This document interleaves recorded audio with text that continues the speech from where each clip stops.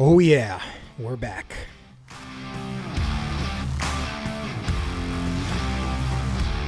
Howdy, howdy, I'm American Texan, and I love comic books, specifically reading comic books and enjoying the best storytelling medium ever created in the history of mankind.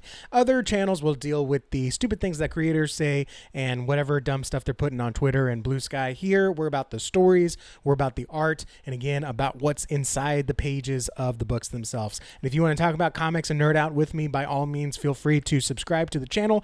I like to do Let's Talk Comics. I don't consider myself a reviewer, but I do like to talk about comics. And speaking of, it is new comic book day, March 25th, and I got to go to my comic shop. I missed last week because of some family issues, so thank you for your T's and P's for all that. But I've got a new stack of comics, and I am ready to jump into them, starting with Marvel. And it's a pretty good week for Marvel. I got 5 Marvel books, technically 4 that came out this week because last week I forgot to get Sentry. I thought I had it on my pull list. I believe I had Jenkins is doing Captain Marvel, I believe. And so thought I had both of them, but I guess not. So I'm excited to read Sentry. The LCS owner is saying a lot of people were enjoying that one. And then we also got Punisher #2, the new series from Ben Percy. I thought the miniseries Red Band was really good, and issue #1 was off to a good start. So I'm excited to read that one. Surprise of the week, actually I guess surprise of the year, has been Dungeons of Doom. I had very low expectations of this, but man, it's a great horror anthology, which are normally huge misses with the big two, but these guys are actually nailing it. I'm very excited. Please don't let me down with those Marvel. And then we got Iron Man. This is an interesting cover. I thought maybe this was a variant cover, but no, this is the A cover. Just a little bit outside the Marvel art style, but I kind of like it. It's a little bit more raw. Iron Man 3, I'm enjoying it. I know some people are kind of cool on it. I think it's playing it a little safe. Maybe a little bit of a cheesy, like what if instead of creating Iron Man, we recreated Tony Stark, but I'm down with that. I like that premise, so I'm happy to read that. And then we got Marvel Knights Punisher #4. What a wild cover there. That is crazy. So we'll see what happens in here. But yeah, this is great. Paul Miotti's just doing more great Punisher stuff. I'm pretty sure this is by Paul Miotti. He's doing this as well. So that's all the Marvel books. It's for Marvel lately in 2026, it's a pretty heavy week for Marvel. Moving on to DC, I've got 7 books, maybe actually 7.5, because we had the release of Superman and Spider-Man, and I got the Art Germ variant here. I'm not a huge fan of the Superman and Spider-Man books that have all these different characters on the cover that aren't in the book. And even though I think Supergirl is in here, I don't think Silk is in here, but she's on the cover. Anyways, it was the Art Germ, so of course I had to get it. I did already read this. You may have saw my review from the card that brought you to the channel. I enjoyed it. Overall, I'd say 3.5 out of 5 stars. It was a passing grade, but not quite something that was like, hey, I'm excited for the next one. But we'll talk about more of that. We'll talk more about that when I review the big 2 in the video that I'll do in a couple of days.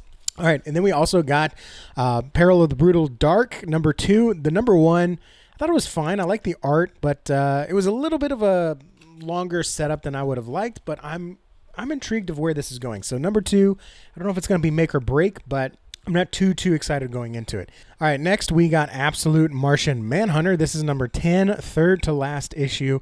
We got America on the cover there. This if Dennis Camp is going to go all anti-America, America's the worst. I guess this is the issue. But his stuff that he had with the U.S. agents that are kind of the bad guys trying to torture or get something out of the Absolute Martian Manhunter, or I guess the Absolute Martian. I was in it. I enjoyed it. I thought it was an interesting take, and it wasn't in your face preachy. So hopefully he can keep that up and not mess that up. And then we've got Justice League Unlimited #17, starting a new arc here, and I like that cover there. I think that's a great cover. That is a Dan Mora cover. And so, yeah, that's pretty interesting, all the different characters he's got on there. I don't know if he's going to be all there, but it says it's starting the new arc, Villain Amnesty. Getting the Villain Amnesty. Let's see what that's going to be about. Moving right along, we got Absolute Martian Manhunter #18. I am super enjoying this one. Some weeks I like it more than Batman, or I guess some months I like it more than Batman. The Zatanna stuff, I think that's pretty good. The action's been fantastic, but Zatanna herself is a little too think what the people would call queer coded, and maybe that's just other people on Twitter reading into it. I don't read too much into it that way, but it is one of those things where like the fans are kind of starting to like get annoying about it. But let me know what you think in the comments below. But I'm still enjoying the series overall as a whole. I hope this will be good here. We got Flash number 31, another new arc here. Looks like someone's being saved and takes a selfie with the Flash being saved. I think that's a cool cover. But we got Ryan North starting on this series. I'm a believer in North. I wouldn't say I'm a Northian or a man of the North or whatever you call Ryan North, rabid fans. But I do enjoy a lot of the books, and I think his DC stuff has been better than his Marvel stuff. So I'm excited to see how that's going to go. And then we got Green Lantern number 33, 600th issue. Man, there was a 1 in 25 variant that I really, really wanted with Hal and Carol on the cover, but my store didn't get it, so that's unfortunate. I got this one, but I will be in the market for that if anyone else hits it or has it at their LCS. So we'll see this. And ironically, even though that is Hal on the cover, right? Yeah, that's Hal on the cover. Kyle Rayner is kind of taken over because it seems like Hal's going to go on a hiatus. So we'll see how that turns out. And then we got issue 36 of Superman.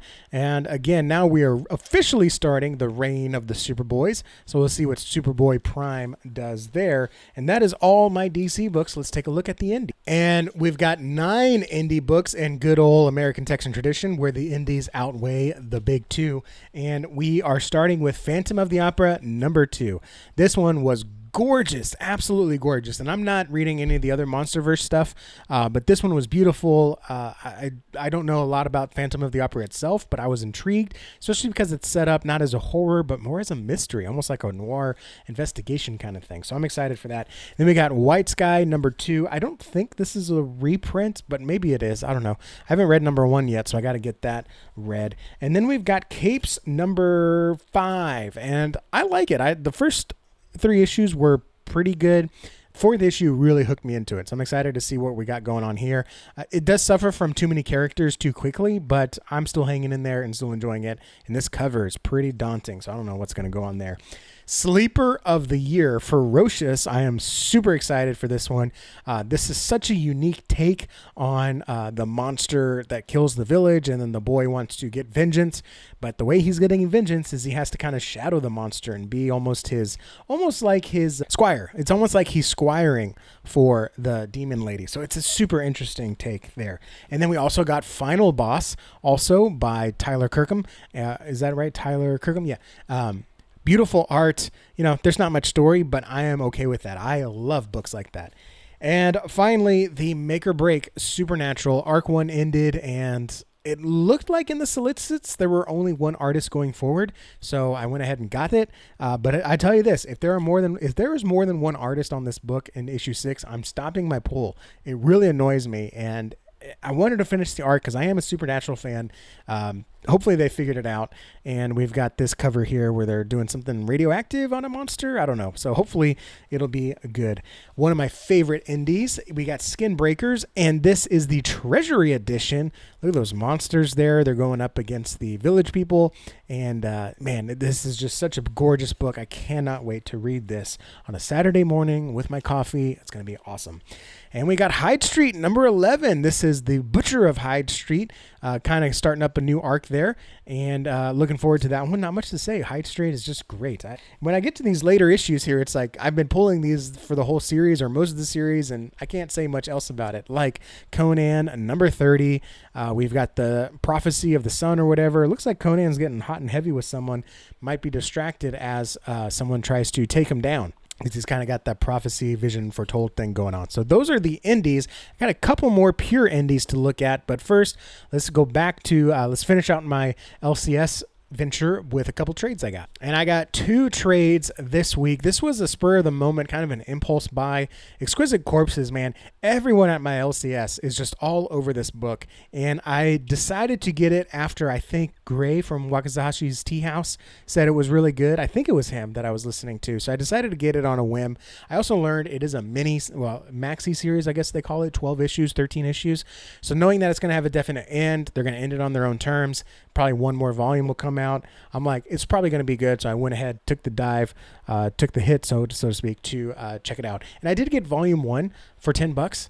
I can't remember if I promised it to put it in the giveaway bundle that I still need to run. I'll double check on that. Yeah, so Exquisite Corpses, I am excited to check that out sometime. But this big boy here, I'm really excited for. We got Superman time and time again. This one has several of the classic Superman stories there. And this one is from 1980 to 81. Some really good years from right here. And I don't think this has... Yeah, time and time again. Yeah, so he goes on a time traveling kind of journey or whatever. I do want to read Superman Camelot Falls. I do want to read that as well. I love time travel stories, so I'm super excited for this one. And that's everything that I got at my local comic shop, and I got 2 books in the mail. First, we got The Skim. This is part 1, and this is actually from across the seas, across the pond. And this is, these guys are trying to steal from a casino who is paying the mob. And so basically the mob is skimming off the top, and these guys are trying to skim off the top that the mob is skimming off of. It sounded like an interesting heist story that I wanted to back there. And then this one I'm so excited for. It's been over a year. This is Land and Sea Paradise. I've heard a lot of great things about the novels, and they've been on my Amazon list for a long time. None of my family's ever bought them for me, but I might have to buy them already. And this is the first graphic novel of it, and this is called Paradise. And I'm excited to read that. Big mechs fighting. There's a little bit of aqua scenario there, or aqua world building that's unique to the setting. So I heard nothing but good things about Land and Sea, so I decided to try the graphic novel when it was available to Kickstart.